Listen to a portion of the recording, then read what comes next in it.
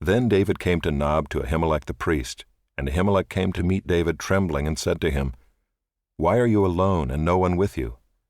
And David said to Ahimelech the priest, "The king has charged me with a matter and said to me, 'Let no one know anything of the matter about which I send you, and with which I have charged you. I have made an appointment with the young men for such and such a place. Now then, what do you have on hand? Give me 5 loaves of bread or whatever is here.'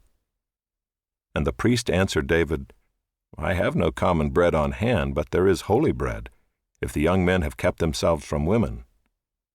And David answered the priest, 'Truly women have been kept from us as always when I go on an expedition.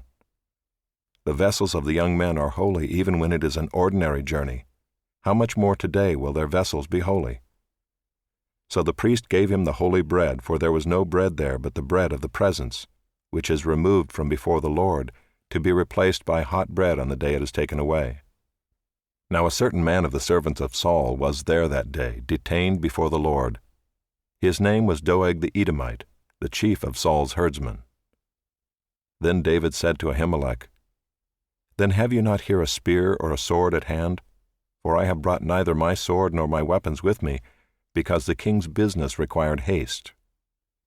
And the priest said, 'The sword of Goliath the Philistine, whom you struck down in the valley of Elah, behold, it is here wrapped in a cloth behind the ephod.